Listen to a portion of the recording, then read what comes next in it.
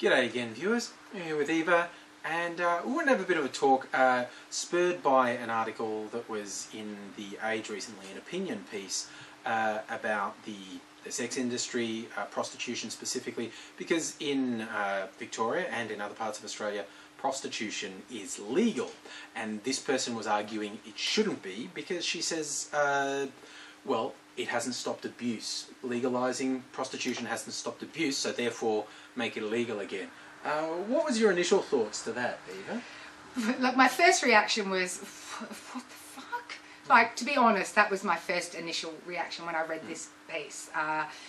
Basically, to say that we need to make it illegal again to stop these things, it's a complete brain screw for me. It's like an oxymoron. The whole thing makes absolutely no sense. Yeah, and she did try to dance around like by saying it. You shouldn't prosecute the women who are in prostitution. You should prosecute the pimps and the clients. That's and leave right. the actual workers alone, which is a fairly bad logical flaw. Look, it really is. And you know, the thing that really sort of stood out as well was her use of the word pimps, which in Australia, especially Melbourne, 2012, pimps don't really exist.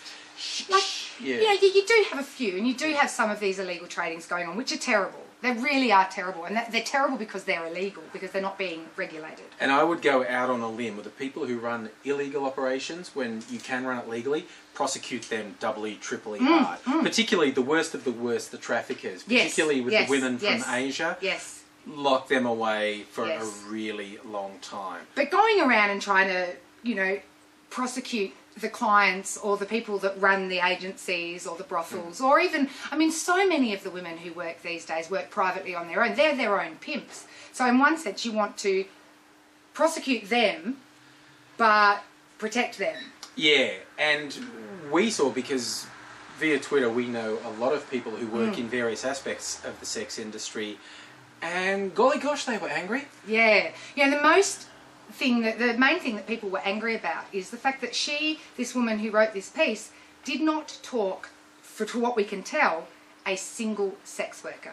She spoke to no one. She had some statistics. Well, studies show that bugs the hell out of me. And I don't mind if you tell me studies show something, if you show me the study to back up your facts. There was no links, it just said studies show that this is terrible. And you know, like we always have talked about, and something I say a lot because I write a lot about the sex industry, is we know it's not perfect. Sex workers, managers, brothel owners, we all know it's not perfect. We know there's abuse. We know there is rape. We know there are exploited people. We understand that. What we are saying is it is not entirely that, and it is slowly getting to be the majority of it, especially within Australia, is a lot more regulated. It's safe. It's fun, it's an amazing experience for a lot of women, and I can't understand where she's getting all her studies and facts from, when I know for a fact, because I study this all the time,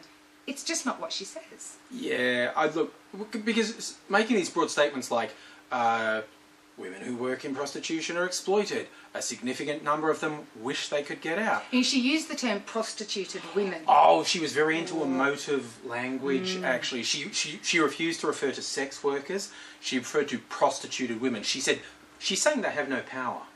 And like I said, the number of people I know on Twitter who feel very empowered and feel like they're making their own choices, they were very angry at her. And you know, the other thing was, a lot of these women, I know of at least 5 women, and, about 3 women and 2 men who are male sex workers, who wrote to her or wrote about her, contacted her, tried to contact her where she worked, tried to contact her through the newspaper, tried to contact her via Twitter, Facebook, all of those aspects, just to say, look, we actually think you've got it wrong. We as sex workers want to talk to you so you can get our side of it.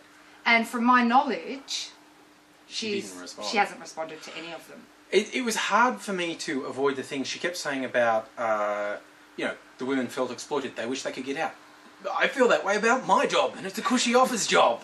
I feel trapped. I have to do it to pay bills. Talking about exploitation, I mean, Yeah. whether I'm working at McDonald's or you know, battling away a night shift at Coles or something like that. I mean, there's jobs exploit people in a sense. Actually, one of the least exploitative jobs I have ever had in my life was when I worked as a sex worker.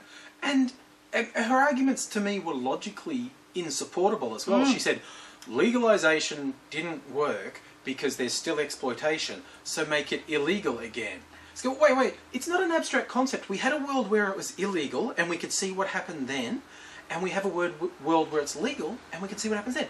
Is it more or less exploitation when people are actually conducting a lawful enterprise? Yeah, it's absolutely ridiculous. I think also when she has her little spiel about, you know, pimps and women being exploited and downtrodden, it's insulting.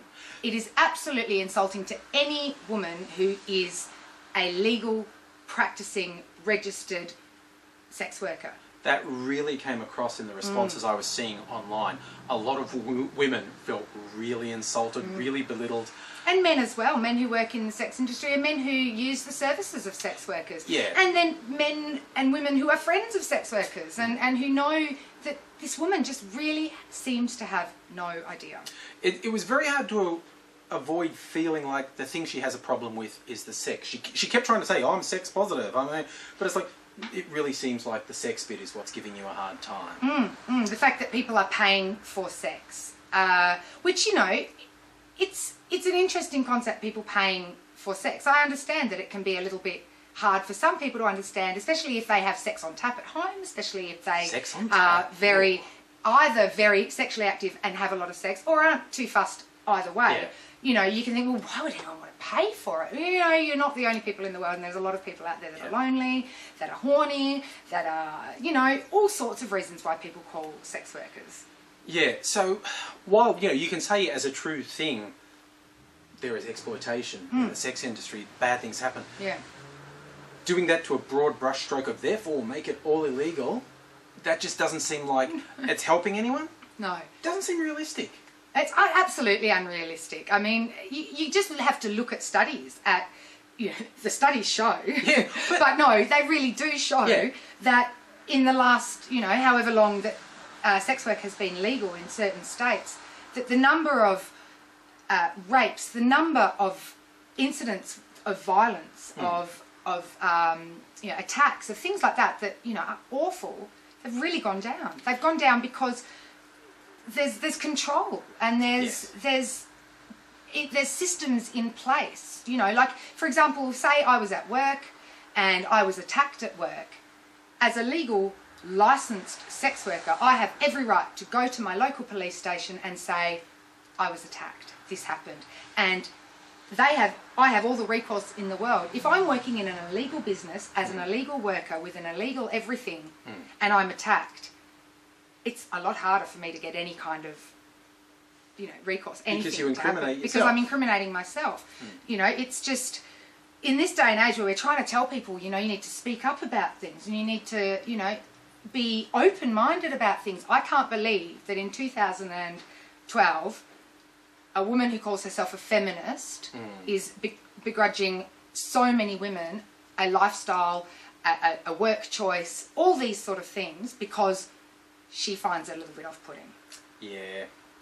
Well, so we'll continue trying to do our bit to keep people's minds a bit open. So just think, there's usually more than one side to any story. So, you know, when you only hear one side, particularly when you hear someone telling you how someone else is being exploited, maybe talk to the people. Yeah, talk to the exploited person and you might be surprised what you discover. All right, sure. We'll see you again soon. Bye. Bye now.